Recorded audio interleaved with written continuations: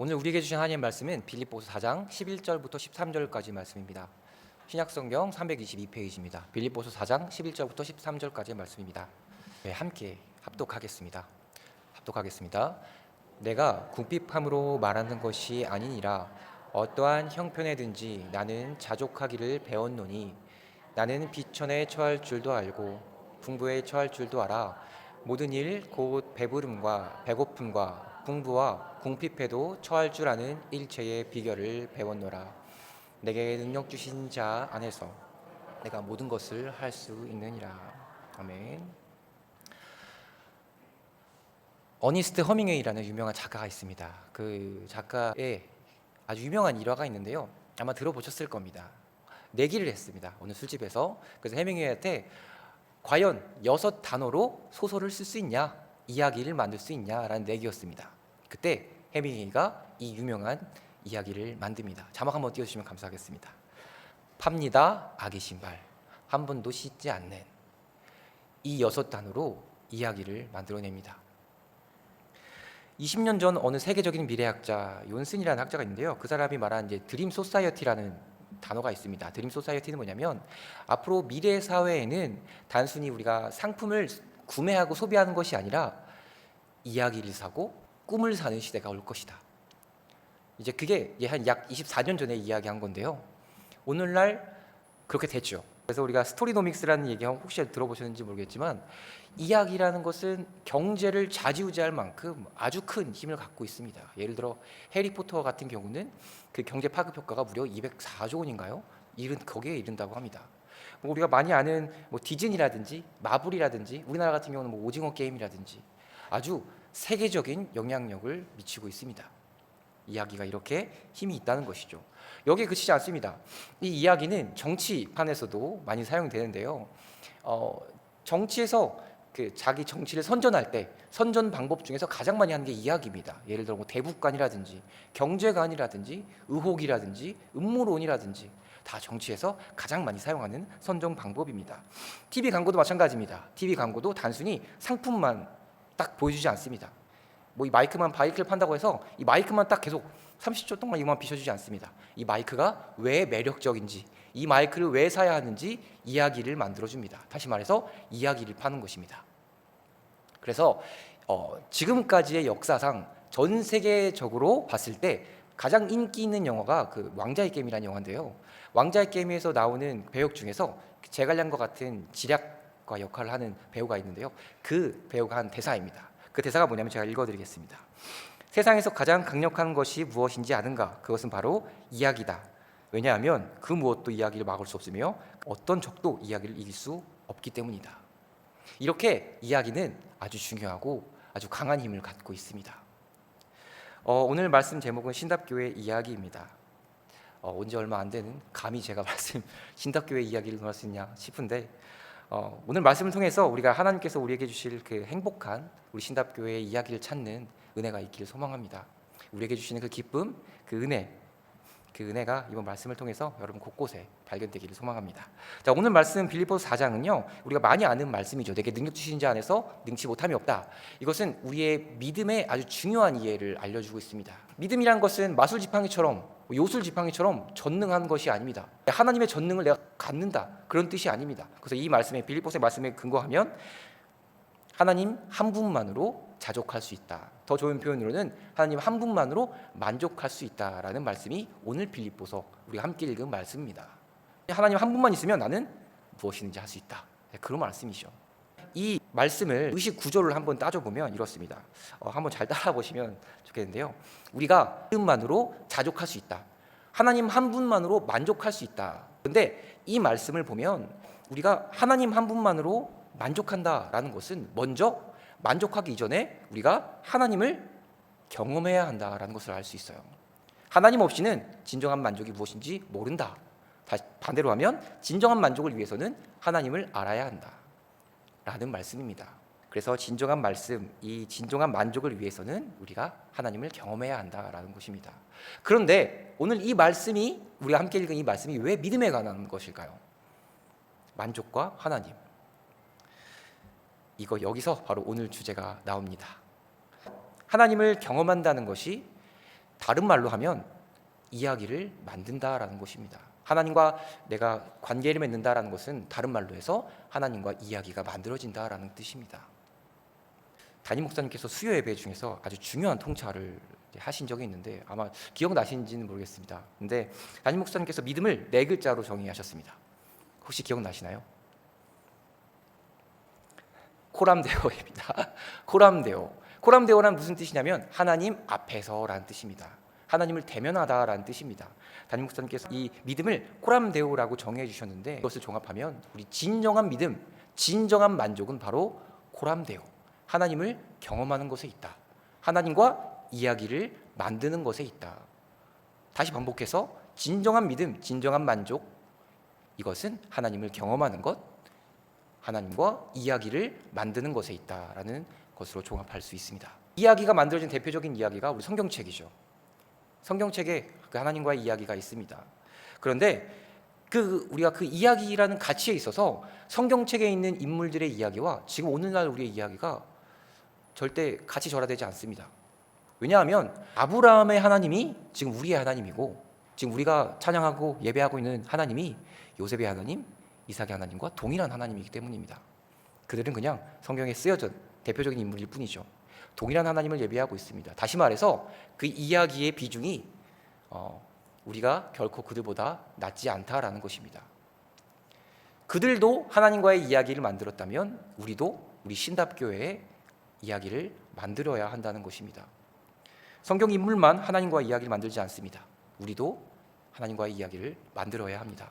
그러므로 우리가 진정한 믿음을 소유하려면 우리의 신앙생활, 우리의 인생 이 발자국 그 발자국에 무엇이 남아야 하냐면 하나님과의 이야기가 남아야 합니다. 이야기는 거창한 것이 아닙니다. 제가 이렇게 말씀드려서 이야기가 조금 장황하게 들긴 하지만 이야기는 그렇게 거창하지 않습니다. 이야기는 그냥 우리의 일상입니다. 우리의 대화이고 우리의 모든 생각이고 우리의 예배고 용서고 모든 것이 그냥 다 이야기입니다. 언어학자들이 많이 말하는 것은 뭐냐면 이야기가 우리 동물과 인간을 구분할 수 있는 중요한 기준이다라고 얘기합니다. 왜냐하면 동물들은 이야기를 구성할 수 있는 능력이 없다라고 보기 때문입니다. 그리고 인간은 신기하게도 태생적으로 이야기를 하는 재주를 가지고 태어난다라고 이제 언어학자들은 얘기합니다. 왜냐하면 우리는 대화할 때 다 이야기 형식으로 하기 때문입니다. 예를 들어 누가 언제 무엇을 어떻게 했어? 야 누가 그랬대? 이 얘기 들어봤어? 이런 식으로 이야기 형식으로 대화가 진행이 됩니다.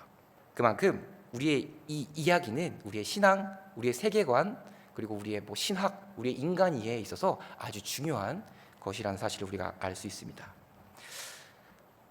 그러다 안타까운 것은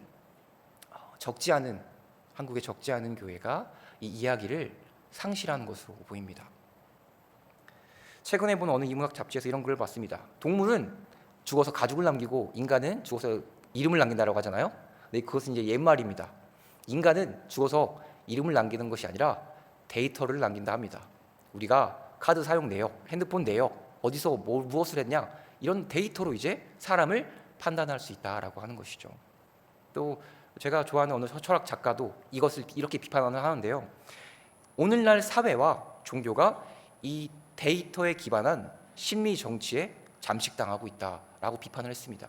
그 사람이 한 표현이 뭐냐면 이렇습니다. 이제 그리스도인은 더 이상 이야기, 기억, 성찰로 자기를 돌아보는 것이 아니라 숫자를 통해서 자기를 이해하려고 한다라고 지적을 합니다.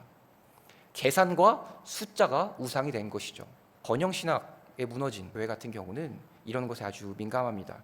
하나님 보시기에 성공이 아니라 세속이 보기에 성공을 따르려고 하죠. 세속의 성공의 3가지는 돈, 그리고 권위, 그리고 지위입니다.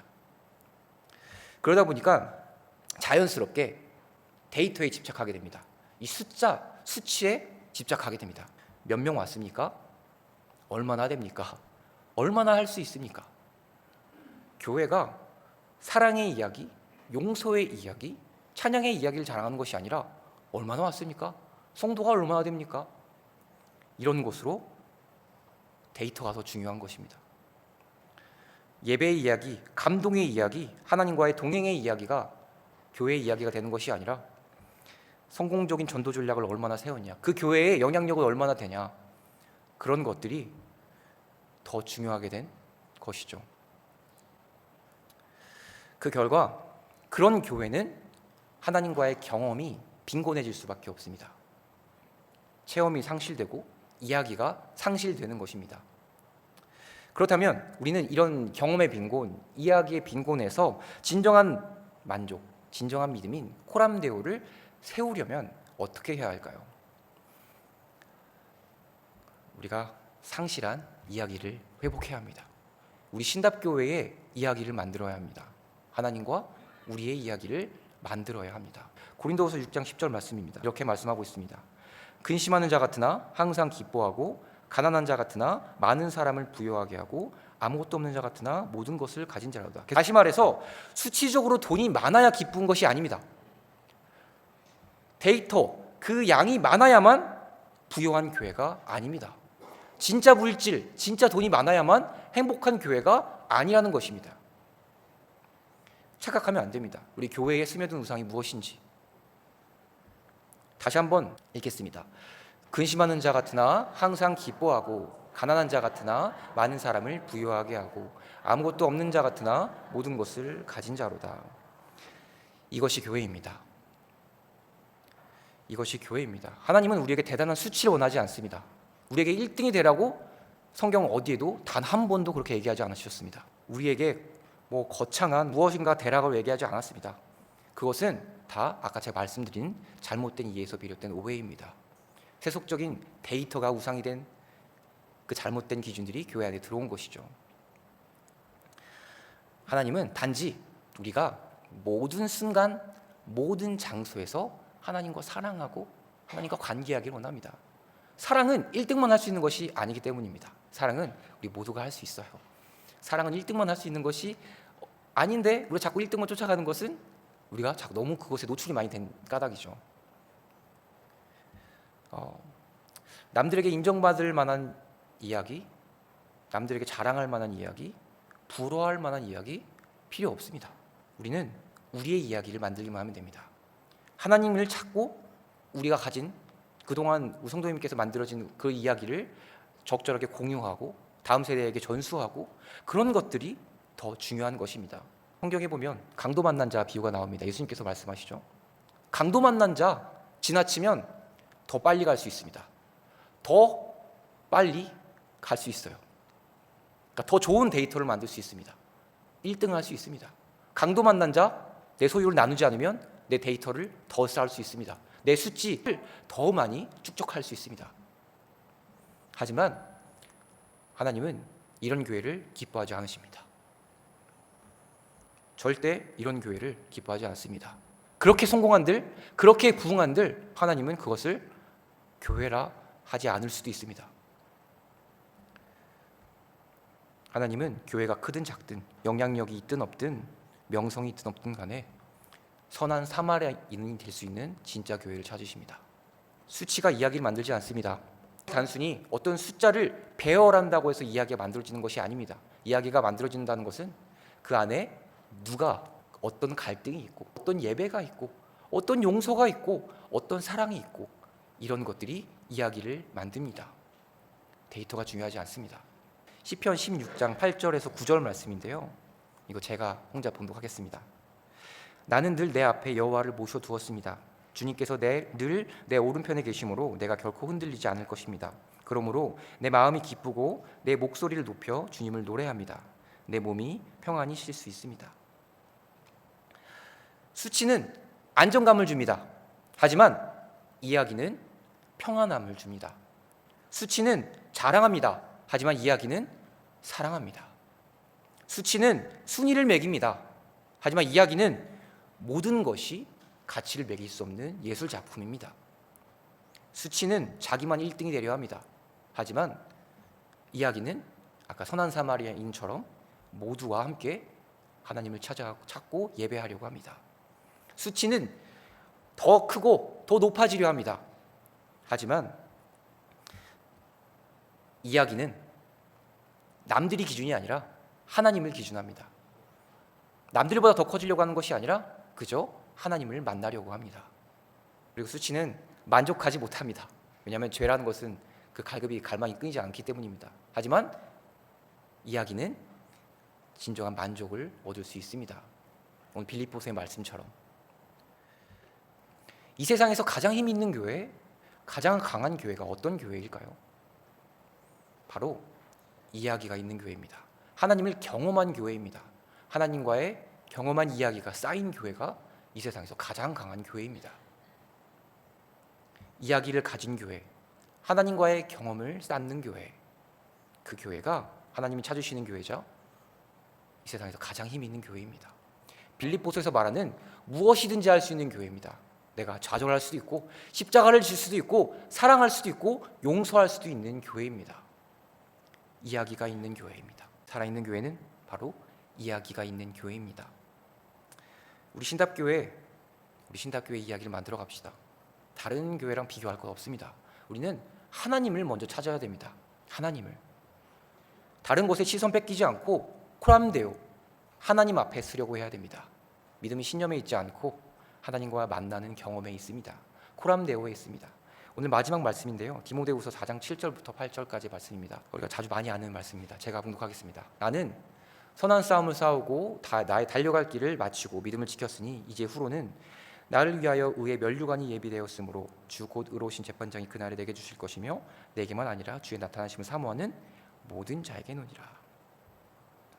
여러분은 어떤 이야기로 기억되시겠습니까? 우리 신답교회는 어떤 이야기로 기억되어야 할까요? 부디 믿음의 이야기로 기억되기를 소망합니다. 항상 우리와 함께 하신 하나님, 우리와 행복한 이야기를 만들고 싶은 하나님, 다른 것에 시선을 뺏겨 하나님을 외면했고 하나님을 드러내기보다 나의 데이터, 나의 수치를 자랑하려고 했던 나의 모습이 있다면 이 시간 회개합니다. 우리 신답교회 모두가 하나님의 이야기, 그 이야기의 주인공으로서 진정한 믿음인 코람도의 믿음을 만들어갈 수 있도록 해주시옵소서.